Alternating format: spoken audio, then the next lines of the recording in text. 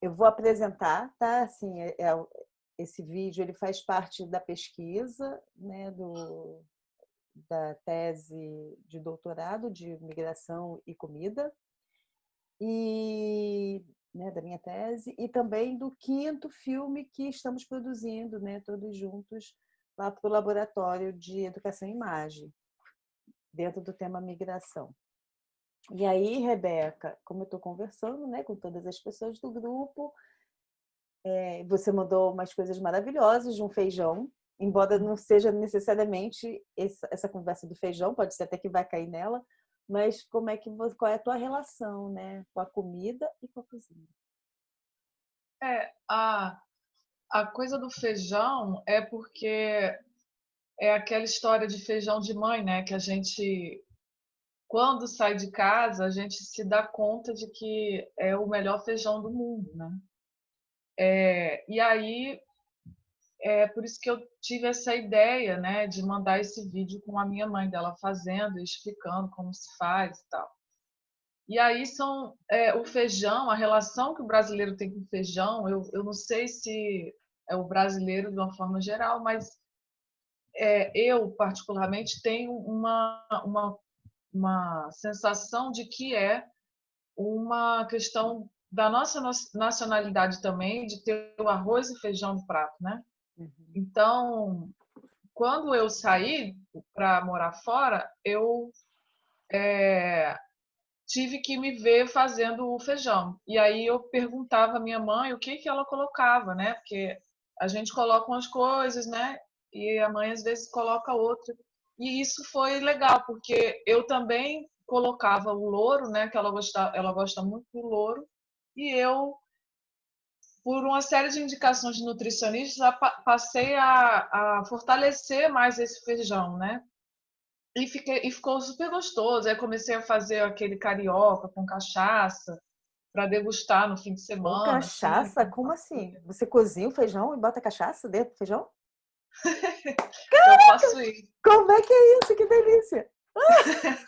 Tem uma cachaça Ah, que eu vi, olha, ah, dizem que é o feijão carioca que você compra no bar, né? aham, Que ele tem um pouco de cachaça, mas acontece que a cachaça abre o apetite, né? ah, Então acabou que virou um drink que eu faço.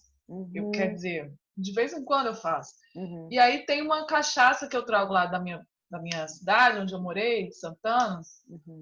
que é de lá, que é muito gostosa. E aí um dia eu falei, vou tentar. E aí fiz isso. Eu não sei nem como é que eu faço verdadeiramente, porque eu não sei se eu bato ele. Eu sei que eu refogo ele tem muito alho, e eu coloco uma dose de cachaça tipo, numa xícara, né? Uma canequinha, uma coisa assim, e tomo. Fica ótimo, assim, uma Ah, invenção maluca. ai, que delícia. E, né, a gente vai experimentando essas coisas assim. E ficou bem legal, assim. Mas aí a gente sai de casa e também começa a trabalhar, né? Porque eu trabalho em escola, e na escola o feijão é fresco todos os dias, assim. E eu trabalhei durante muito tempo num EDI que tem bebês, desde bebês até crianças de 6 anos. E as cozinheiras fazem coisas maravilhosas. Esses dias, inclusive, eu estava na pandemia, né, durante a quarentena, fiz as receitas dos bolinhos de almôndega de frango, né, e creme de brócolis, porque, enfim, as pessoas não comem brócolis, e aí você faz um creme de brócolis que é super calórico, mas tem o brócolis, entendeu? Que é saudável. E é uma coisa que é feita para criança, para bebê, né? Mas é uma coisa divina que as cozinheiras fazem na escola, e eu fico maravilhada como elas fazem coisas deliciosas para 300 crianças todo dia. Então, elas fazem feijão, e o feijão delas também é maravilhoso, mas eu não sei se é a coisa do feijão fresco, né? E é um outro feijão que eu como. E o feijão, quando eu viajei e fiquei uns 20 dias fora, eu fui para Portugal e fiquei uns 20 dias fora. E aí eu fiquei muito tempo sem comer feijão.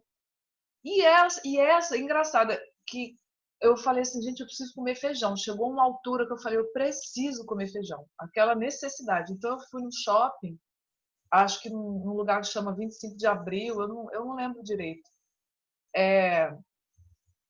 E aí a gente foi num restaurante que tinha isso. Era tipo um self-service, só que lá não é self-service.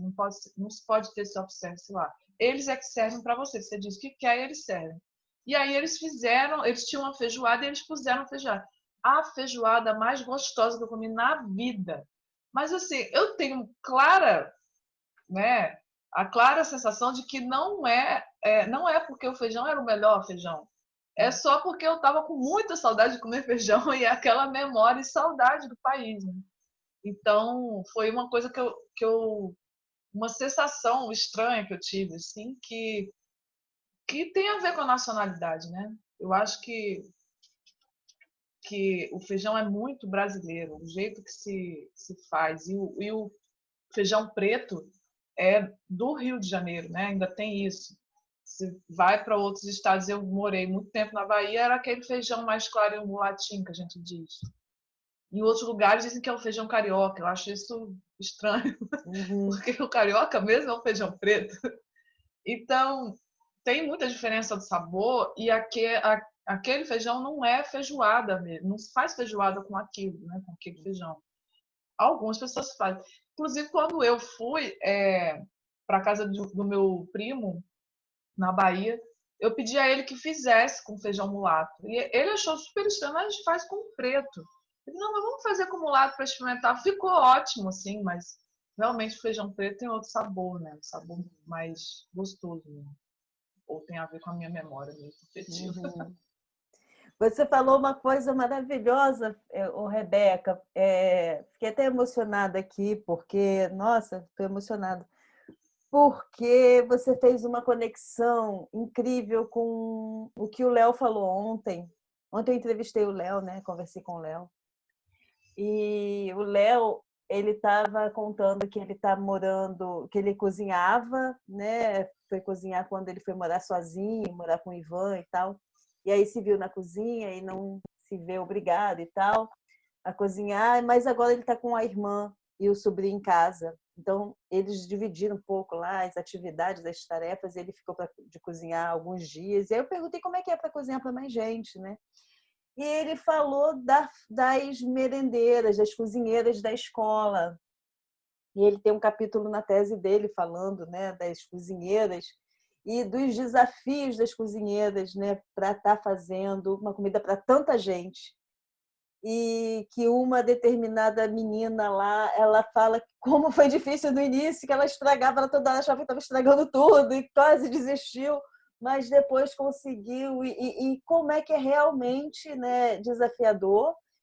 E no caso delas, que às vezes não são todas as escolas, não são todas as direções, não é todo o corpo escolar, mas às vezes até nem vê a cozinheira como uma pessoa assim, né, importante dentro do grupo, né, tem um pouco de preconceito e tal. Mas os alunos, né, amam, né, os estudantes amam, têm maior afeto, né, com a tia da cozinha e tal. E você fala isso agora, né, desse cuidado, desse valor, né, fazendo essa conexão. Fiquei tão maravilhada com isso, porque e das memórias, né, que você está trazendo também em torno disso. Muito bom. Você sabe que a gente estava vivenciando no ano passado, numa escola que eu trabalhava, na Pierre Janet. E aí a coordenadora de lá, a Dani, a gente estava um dia conversando, né? Porque tinha chegado uma funcionária nova na cozinha. E assim, ela cozinha, mas ela cozinhava para poucas pessoas, 4 pessoas e tal. E aí tem toda uma questão assim, você não pode pôr muito sal, porque é a recomendação da prefeitura, oficial, né? Tem todo um critério ali que você tem que seguir técnico, né? Uhum. E aí a gente comia, porque o professor come a mesma comida da criança, né? Uhum. No horário do almoço deles, né? E aí a menina começou e ela não acertava no sal, não acertava no tempero. E assim, foi assim, meses, não, anos não, foi meses, assim. no final do primeiro bimestre, ela já estava cozinhando super bem, mas assim, a gente ficou, meu Deus, essa pessoa, porque mexe no almoço do professor, entende? Que passa ali o dia inteiro. Então, assim, a cozinheira na escola não cozinha só para o aluno, cozinha para o professor, e aquilo, né, tem uma relação financeira muito importante, né? O professor, para sair para almoçar em certos lugares no Rio de Janeiro, é super caro. Então, não dá para você ficar almoçando todo dia na rua. Então, tem essas questões. E aí a gente pegava o saleiro, aí disfarçadamente assim colocava, e aí algumas professoras falavam assim, não, ela tem que ver que a gente está precisando de sal. Ai, desculpa, que eu tive vontade de rir aqui. Aí, aí eu falei assim, gente, mas a gente precisa falar com ela, né? E aí algumas chegavam assim, você, por favor, me empreste sal. E ela pegava o sal. E aí a gente ia dando meio que as dicas, né? De isso e daquilo.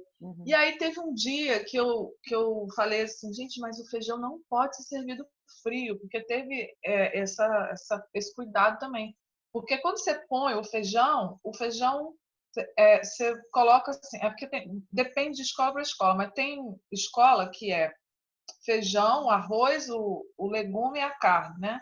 Então, você faz o almoço 11 horas e às vezes a criança, meio-dia, 1 hora, né? A criança vai almoçar, os rodízios da turma demora, né? A última turma almoça 2h30. Então, até lá, a comida esfria. Então, tem essas coisas, assim, que você você tem que ter o cuidado para falar. E aí, a gente não sabia como falar e sem ofender, né? Então, a gente tinha muito cuidado com isso. E tá em jogo o emprego da pessoa, né? Então, você não pode também. Aí, então, a gente dava essas dicas. Aí, um dia, eu falei assim, a gente na cozinha, comendo, no refeitório, comendo, e ela, né, ficava ali meio que ouvindo.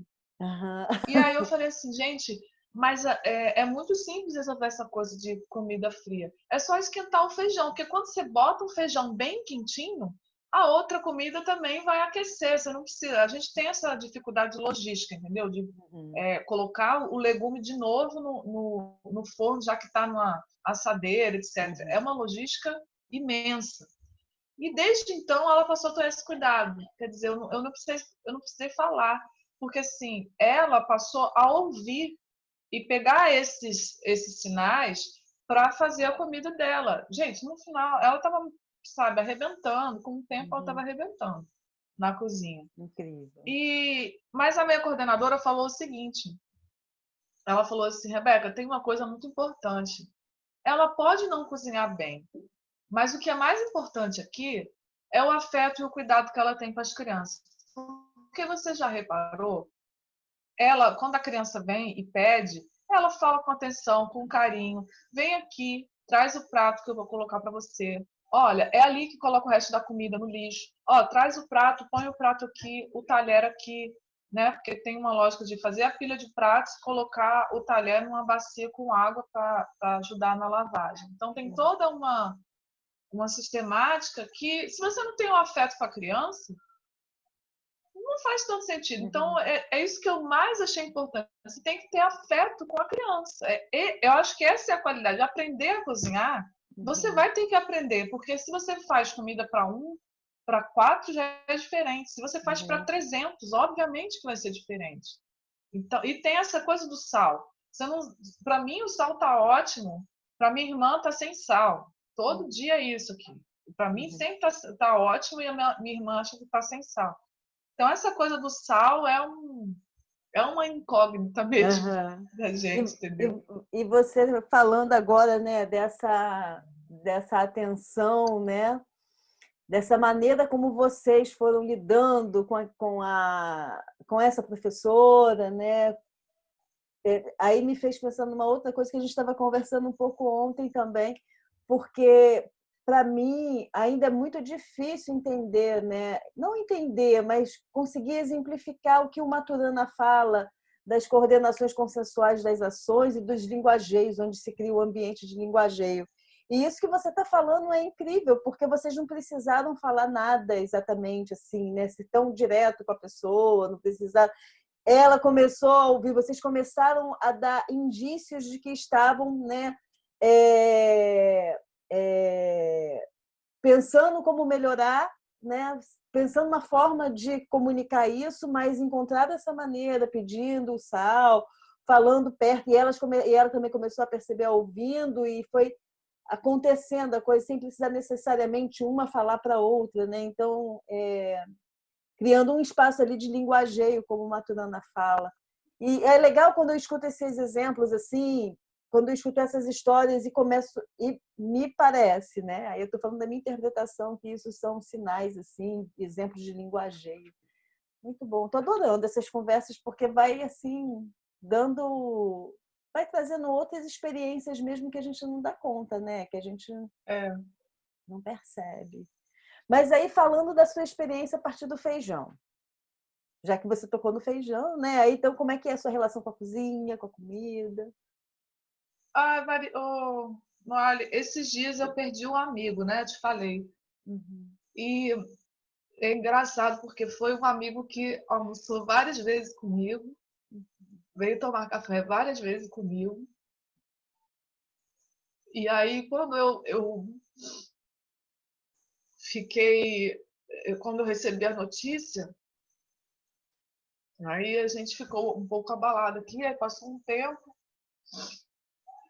Aí eu falei, nossa, eu vou cozinhar, assim, porque a gente pensa em outras coisas, né? Então é sempre um lugar de distração, né? Onde você vai pensar em outras coisas, vai se ocupar, vai ser útil, né? Eu acho que isso é muito importante. Eu nem E sabia que sempre você tinha foi, perdido amigo. Não sabia disso. Eu não vi isso escrito. Desculpa, senão eu nem tinha combinado isso hoje. não, eu não tem problema. Uhum. Foi esses dias, assim, mas foi o coronavírus, né, Honório? A gente Uhum. não vai conseguir, né? Se você for adiar por causa disso, Uhum. a gente não sabe o que vai ser, né? Pode ser que mais gente venha a falecer, então Uhum. a gente tem que segurar essa barra. Então é um momento também que acho que a sua pesquisa pode encontrar com essa questão do luto, né? Uhum. É engraçado porque eu me separei e eu tive um longo tempo sem cozinhar quando eu me separei. Eu não queria cozinhar porque eu estava meio que nessa relação do luto. Ao mesmo porque muitas coisas que eu cozinhava, quase tudo que eu cozinhei enquanto estava casada. Então, as coisas que eu pensava quando eu cozinhava, eu lembrava da minha relação e era uma coisa que eu não queria. Então, eu fiquei uns meses sem cozinhar. E às vezes, quando tinha que cozinhar, não cozinhava, pedia qualquer coisa para comer. Então, é um processo que tem a ver muito com afetividade. Né? Quando a gente faz uma coisa para os amigos, tem um afeto envolvido, né? Eu costumo, as minhas amigas costumam dizer assim, não, aceita o que a Rebeca está oferecendo porque ela gosta de ver as pessoas comendo. Aí eu acho isso muito engraçado. Me sinto bem de ver as pessoas comendo quando vem na minha casa. Então, quando alguém vem na minha casa para uma reunião, se for à tarde, é um café. Sempre vai ter a coisa mais simples que for, assim, um pão, qualquer coisa, um biscoito, um café. Mas eu acho que é legal você receber os amigos assim. E aí eu fui me tornando essa pessoa que alimenta as pessoas, entendeu? Quase um monstro, assim, que Uhum. alimenta as pessoas. Tô brincando, mas aí minhas amigas falam, a Rebeca fica feliz de ver os outros comendo. E eu fico muito feliz de ver criança comendo na escola, assim, porque me dá gosto de ver eles terem apreço por arroz, feijão, né? Tem muita criança que não gosta de comer, tem uma dificuldade, você tem que incentivar, sentar, dar na boca. Então, quando tem essa criança que come, assim, eu fico, nossa, legal, sabe? Saúde alimentar, assim, a educação alimentar tá dando certo, sabe? Assim, E aquelas que comem legume, então, aí é muita felicidade, Uhum. entendeu? Mas tem umas coisas que eu até falei de iFood, né? Que às vezes nesse período que eu fiquei sem cozinhar, eu pedi iFood e tal. E aí eu lembrei do McDonald's, porque é horrível falar isso, mas às vezes eu chegava em alguns lugares, principalmente quando viajava. E quando eu chegava num lugar que a comida era muito estranha, não é nem que era muito estranha, é porque eu não conhecia a culinária, não sabia o que era gostoso, o que pedir, né? Também tem o preço dos cardápios, você não sabe se vai cair uma roubada. Então eu chegava no McDonald's e me achava assim, ai, graças a Deus, uma coisa, uma referência que eu conheço. E tem essa coisa do capitalismo estar envolvido nesse processo da cozinha, né? Que às vezes você precisa como uma válvula de escape, assim, mas nunca é a melhor coisa, porque não sei explicar, para mim não é nunca a melhor opção você pedir uma coisa. A gente está nesse período de quarentena fazendo pizza, assim. A gente chegou à conclusão que se a gente ficar pedindo direto na Domino's ou em outra, nossa, a conta não vai dar, né? Não fecha, a conta Uhum. não fecha. E aí a gente lembrou da receita do meu pai, que a gente tinha um caderno de receita. E aí a gente foi lembrar, porque o caderno de receita foi assim, a gente morava na Bahia, tem 22 anos isso. E aí a gente ganhou ou comprou, eu acho que a gente comprou um caderno de receita que a gente anotou as receitas que a gente fazia lá na Bahia. Aí, assim, receita dos bolos que a gente gostava, receita dos biscoitos que a gente gostava, receita das coisas, e muitas coisas a gente esqueceu, ligava, falava, olha, como é que é a receita tal? Então a gente anotava, entendeu? E esse livro de receita rola até hoje, entre eu e a minha irmã, assim, fica bate e volta. Ah, cadê o caderno de receita? Tá com você? Me dá. Tira uma foto, manda a receita para alguém. Porque são receitas que não tá na internet, né? Tem coisas que não estão na internet. Esse biscoito de queijo, por exemplo, que a gente fez era uma. A pizza também Uhum. era uma outra coisa, assim. E é engraçado que o feijão nunca esteve, porque o feijão eu comia da minha avó. E E quando vim para cá era muito nova, eu tinha 10 anos, 11 anos por aí. Então eu não pensei nisso e aí passei a comer o feijão da minha mãe, né? E perdi um pouco a referência do feijão lá da minha avó. E eu era péssima para comer, eu era criança que não comia, entendeu? Aí eu nem julgo a minha sobrinha. Minha sobrinha, quando vai sentar para almoçar, é um mau humor, uma coisa. Uhum. E eu falo, cara, eu e minha irmã, a gente não gostava de comer, né? Se eu fosse da creche, a aluna que ia precisar de incentivo para comer, entendeu? E eu não comia. Por isso Mas a tua hoje, felicidade hoje, né? De ver as crianças comendo. e eu tenho, faz muito sentido eu ter essa felicidade. E, e aí veio a receita, o livro de receita, e tem uma coisa que é o cuscuz de milharina, que eu falei, eu tenho que fazer o livro de receita e tem que levar é, um, é uma cuscuzeira que fala, que Aham. você coloca, ela tem tipo dois triângulos assim, né? Um em cima do outro, assim, embaixo é água, em cima milharina, bota no fogo, cozinha. E aí a gente teve que comprar isso. Hoje em dia ele é guardado aqui, não tem uma relação afetiva com o cuscuzeiro, mas eu não consigo mais nem fazer. Eu acho que eu perdi a mão de usar ele. Já uso outras cuscuzeiras, que foi uma coisa que evoluiu assim, de lá para cá. Assim. Tem várias cuscuzeiras que foram inventando, né, coisas mais práticas do que aquela. Mas eu trouxe e ela veio porque a gente precisava fazer o cuscuz. E antigamente só tinha milharina, que era um fubá, uma coisa mais fina, assim, era bem mais difícil de acertar o ponto. E com o tempo foi chegando aqui no Rio, no Sudeste, essas coisas mais do Nordeste, né? O cuscuz que as pessoas falam, não sei o que, era o beiju, né, para mim, que meu pai tinha que trazer, assim, aí a gente tinha que molhar, peneirar. Hoje em dia está tudo pronto na feira, né? É. Então, uma maravilha, mas antigamente era muito mais difícil de conseguir essas comidas. E aí teve essas coisas. Agora, tem uma coisa também que eu gosto de cozinha, porque assim, a cozinha, quando você traz uma pessoa para a cozinha tem umas coisas assim, você tem, parece que mais os diálogos são outros do que o que acontece na sala, que eu acho isso muito legal. Você chega na cozinha, você pergunta, o que você está fazendo, como é que você está fazendo, e aí você quer ajuda nisso. Então, assim, tem essas atitudes na cozinha que não acontece na sala. Então, eu gosto muito de cozinhar com os amigos, de ter alguém na cozinha conversando enquanto eu só para conversar mesmo, porque eu acho que as coisas que se falam na cozinha são mais interessantes do que as coisas que se falam na sala.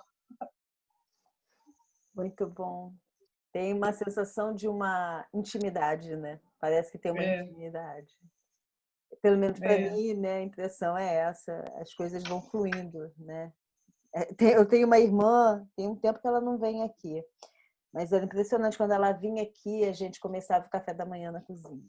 Começava a preparar o café da manhã, tomava café da manhã, continuava conversando, daqui a pouco engrenava no almoço, ia e ficava. Era o dia inteiro comendo, fazendo comida e comendo e conversando. Era impressionante, assim. Né? E até a noitinha, até é muito. Mas é um prazer, assim, né? De estar junto, de estar fazendo junto.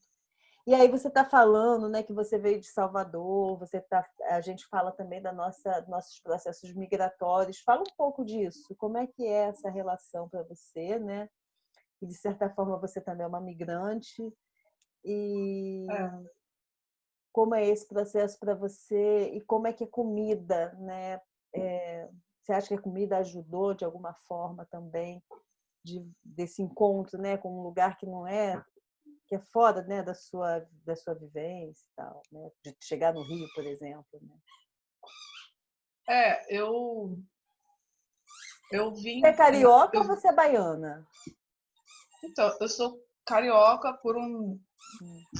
desvio de tempo mesmo. Assim, Aham. com 1 ano de idade, eu fui para Bahia. Uhum. Aí, meus pais se separaram e eu fui com meu pai morar com a minha avó na Bahia, com a família lá, né? A casa era muito grande, a gente eram 7 pessoas morando assim juntos e a casa era enorme também, assim. E quando eu vim foi quando eu fiz 10 para 11 anos e a minha irmã tinha 14 para 15 anos. E foi uma coisa muito estranha, porque é uma fase na escola muito desafiadora, né? Uma fase que você está passando da infância para a adolescência, e a timidez impera, né? E quando você migra, o sotaque do baiano no Nordeste, geralmente a gente é muito constrangido, né? Com isso.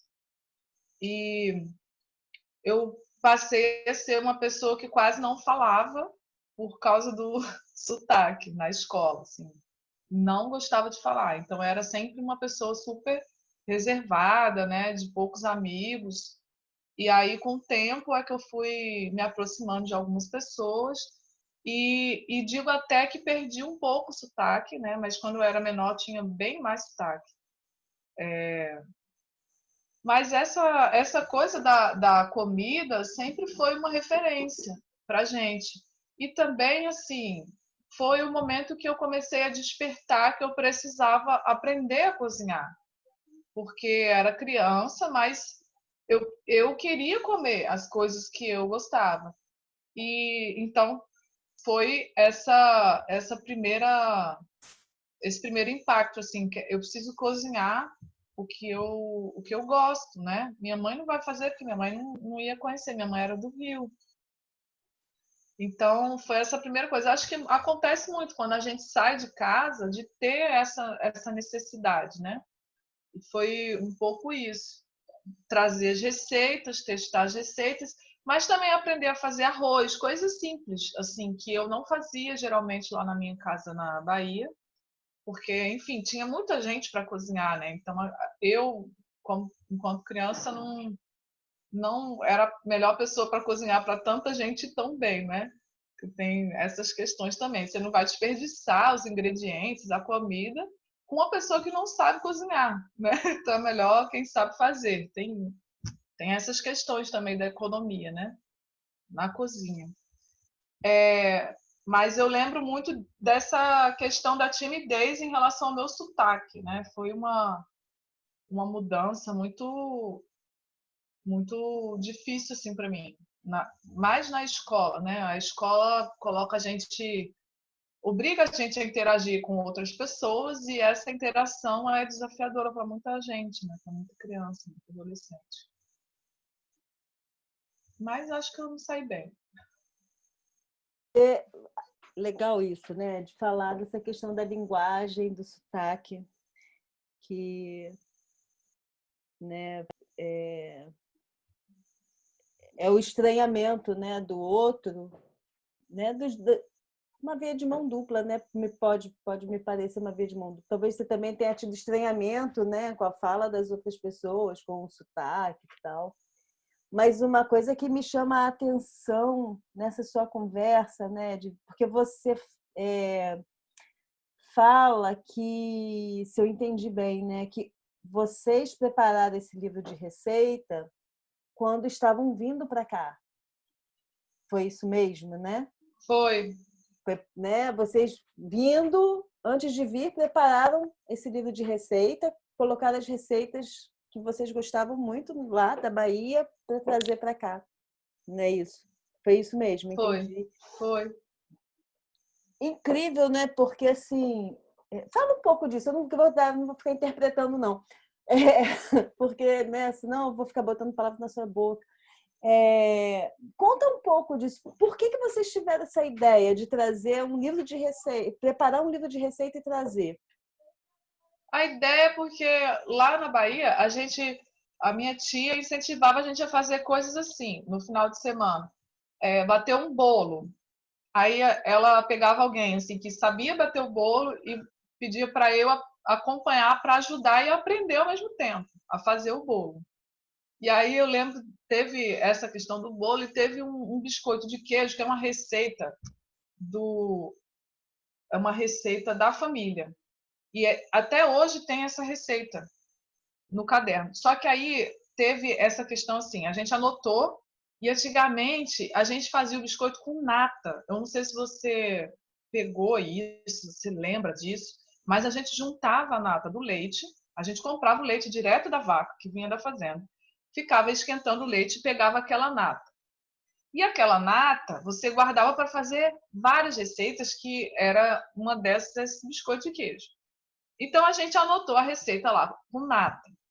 Obviamente que você ia chegar aqui no Rio de Janeiro e ia não ter nata, porque o leite daqui era leite daquela de saquinho, que você ia ali, era leite tipo A, tipo B, nem lembro, mas tinha isso. Então não tinha nata.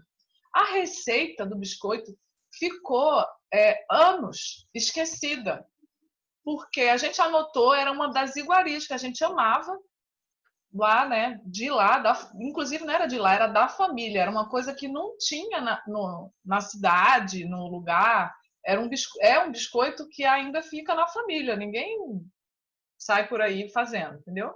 E nem tá na internet.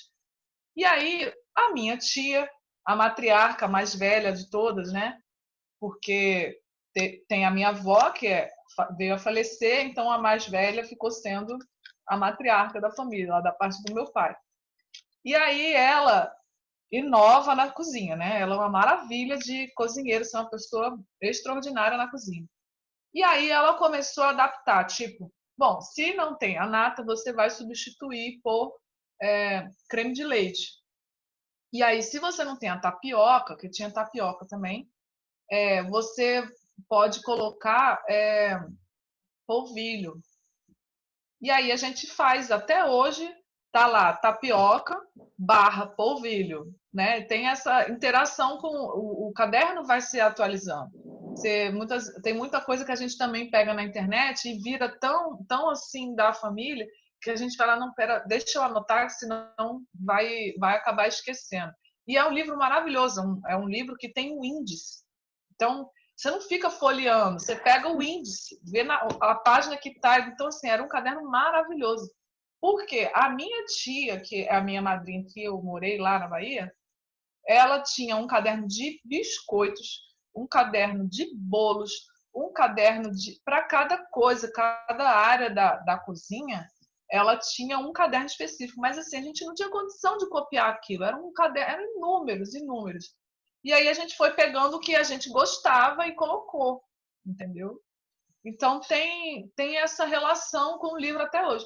Esse livro de receita, eu levo para a escola, porque as pessoas esquecem, e a gente trabalha muito com receita de bolo, né? Com essas coisas. E aí a gente vê muito essa literatura agora na internet. Então, tem uma foto que eu tô com as crianças do lado, as crianças todas de touquinha, né? E eu mostrando o livro para as crianças. Eu não sei se elas, se é do tempo delas, né? Mas aí quando você abre, você vê assim, ingredientes, modo de fazer, né? Então foi essa estrutura textual que eu tentei levar e mostrar para elas. Elas são da educação infantil e tal, mas o que vale também é a experiência, né? E aí foi muito engraçado porque a gente fez a festa de aniversário de todo mundo. Aniversário de todo mundo. Era uma festa, porque nas escolas tem uma onda de festa infantil, né? E aí tem a criança na escola pública, né? Que não tem, a maioria das crianças não tem. Tem uma ou duas festas em cada turma, né? E aí, grande maioria não tem festa. Aí a gente teve a grande ideia de fazer assim, eu e mais dois professores. Vamos fazer uma festa de aniversário de todo mundo, dos professores, dos funcionários. Vai ser a festa na sala, mas aí a gente convida e bota parabéns e não sei o quê. E o aniversário dos alunos também. E aí, criança adora festa, né? Tem uma coisa também de escola da comunidade, a comunidade gosta muito de festa e a comunidade gosta muito de, sempre que tem um evento na escola, tenha um quitute, a comunidade escolar gosta como um todo. E aí a gente fez um bolo que ninguém acredita que deu certo, assim, porque você imagina 75 crianças, porque eram 3 turmas. Uma turma tem 25, aí juntamos 75. Aí, assim, uma quebrava um ovo, a outra quebrava o outro ovo. Aí, no final, eu falei assim, Rita, a minha colega, Rita, quantos ovos já foram? Rebeca, não sei. Mistura aí, bota o fermento no final que vai dar tudo certo. Gente, eu sinceramente, aí eu costumava dizer assim, eu acho que quando tem criança, Deus ajuda, sabe? Eu acho que quando tem criança envolvida, Deus dá aquele empurrão e o bolo dá certo. Assim. E aí a gente fez o bolo, e aí, assim, você não tem muito dinheiro, né, para fazer essas coisas maravilhosas que fazem de festa.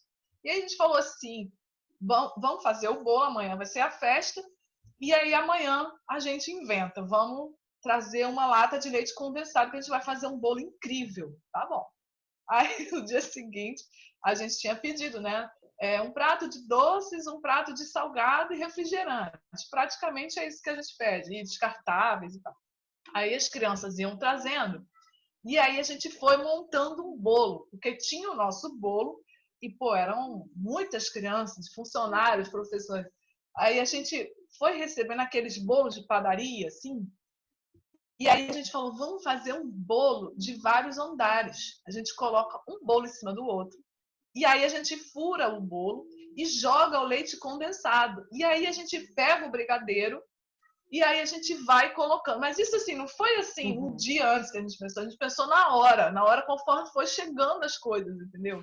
Então tem tudo isso. Uma receita que estava escrita lá saiu completamente do controle, entendeu? A coisa da receita que você escreve, você o tempo todo não é aquilo, entendeu? O tempo todo você tem que atualizar. Tem umas receitas que eu anotei que tá assim no final. Juro para você, não deu certo. Não, a receita não deu certo. Aí tem, mas não pode arrancar a página, né? Porque um verso tem outra receita. Então, e não faz sentido você arrancar. Aí tá lá, bolo de cenoura, que até hoje não dá certo, não acha? E aí tá lá escrito, se a pessoa não ler até o final, ela vai se dar mal. E aí lá, mais adiante, a gente descobriu e acertou uma outra receita, é bolo de cenoura, é um negócio muito difícil de fazer, muito difícil de acertar. E aí a gente, no final, para lá, para mais para o final do livro, tem uma outra receita de cenoura. Ó, essa deu certo, foi fulana que falou, aconteceu assim. E a gente bota isso para não esquecer. Que ótimo, ainda bota uma referência de quem colaborou. Maravilhoso. De quando fez. Maravilhoso. Tem essas coisas. Rebeca, você tem o livro, então, né? Depois você pode fazer umas fotos e mandar desse livro de receita? Posso. Mando. E ele tem 20 e poucos anos, é isso? O livro? Tem. Caramba. Mais de 20 anos. Que história maravilhosa. Maravilhosa. Maravilhosa. É um motivo de intriga, né? Que eu levei, quando eu me separei, eu levei, e a minha irmã falava assim: mas você levou o livro de receita? Eu falei: mas se você quiser, eu mando uma foto do que você quer. O que você quer? Eu quero meu livro. Aí eu voltei. E aí o livro fica aqui, o livro fica lá embaixo, tem essas coisas também.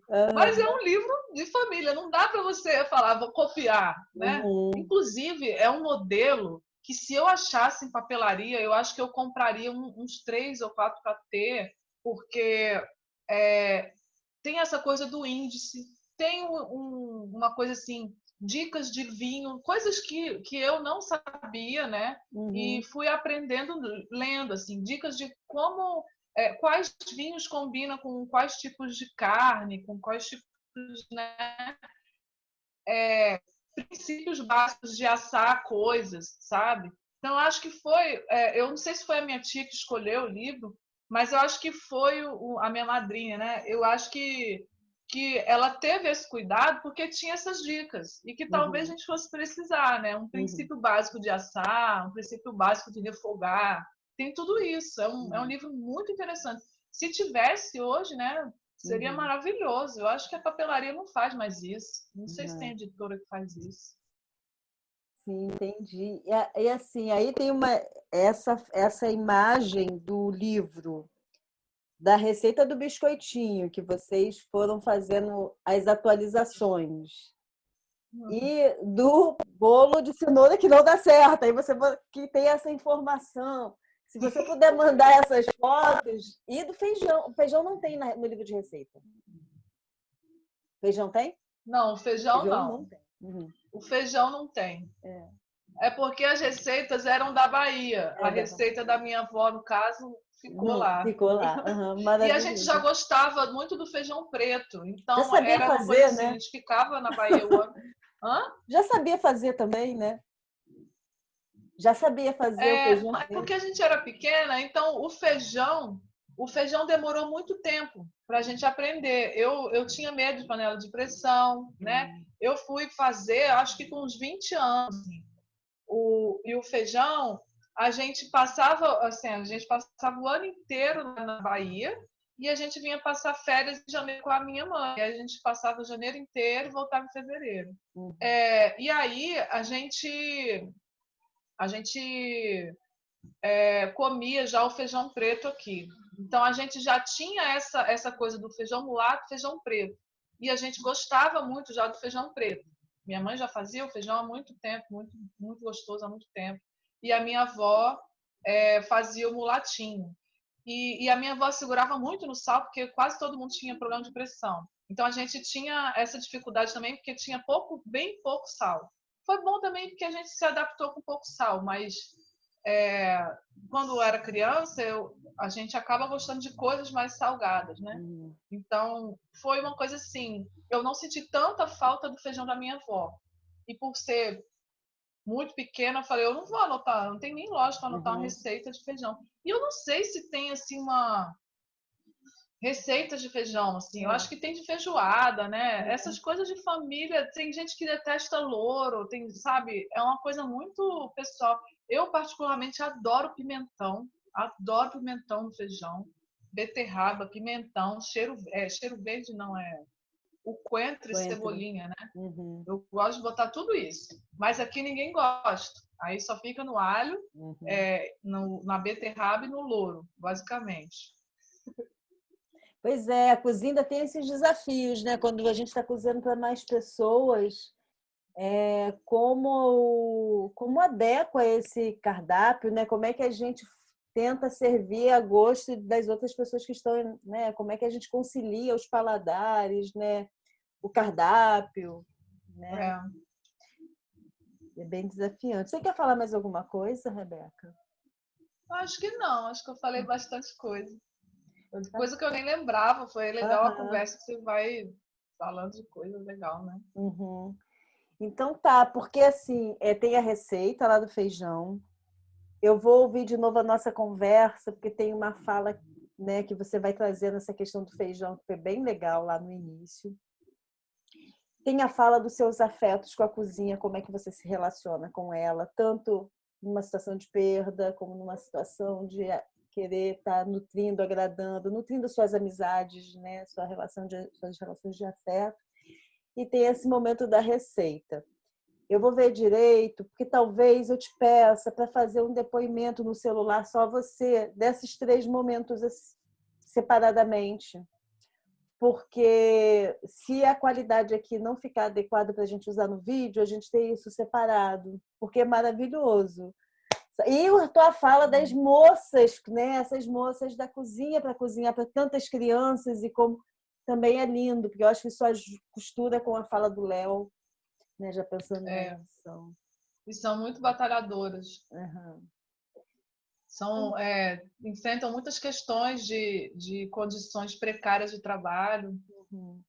Algumas sofrem acidente, né? Acidentes que nem às vezes é registrado, outros graves, né? Uhum. Então, é uma profissão que precisa ser mais valorizada, ainda mais Mais assim, em valorizado. escola pública e eu via muito assim em creche, porque em creche você tem que processar, mas né, você não pode dar coisas muito sólidas para bebês, então é um trabalho imenso, Uhum. imenso. Exatamente. Todo esse afeto, né, que precisa estar junto, porque está lidando com crianças, então é muito forte isso, tem que valorizar É, mesmo, né? E é isso, assim, o que eu achei maravilhoso também nessa nossa conversa é que como você foi trazendo para mim, é, materializando, né, essas situações que a gente vai trabalhando nos nossos textos lá no nosso grupo, né, da virtualidade e da atualização, quando você está falando aí das receitas, né, como vocês vão se adaptando, das bricolagens para o Sertor, das atualizações para o Deprese e Maturana, e está tudo aí na sua fala, e eu só tenho a agradecer assim, por esse carinho. eu que agradeço, é muito bacana, gosto muito de conversar com você. Você tem uma arte de conversar incrível, poucas pessoas têm. Obrigada. Obrigada. Eu gosto de conversar também, adoro conversar. Nossa, se deixar, fica. Ó, a gente já está quase 1 hora aqui. É, Nem parece, né? Adoro ouvir história. Então tá, tá. Rebeca. É, Eu posso publicar? pode, Posso, tá bom. Então, pode. então tá. Então aí depois eu te mando isso. Até semana que vem eu estou mandando, tá, para vocês exatamente, porque eu vou ver se está bem assim os sons, né, se está dando para tudo. E muito obrigada, tá? Por esse carinho, por esse momento de muita troca. Imagina, imagina. Beijinho. Fique bem, tá? Fique bem. Seu amigo Fica bem tá também. bem acolhido, tá bom? Fique bem. Tá bem. Beijo. Tchau, tchau. Tchau. Vou desligar.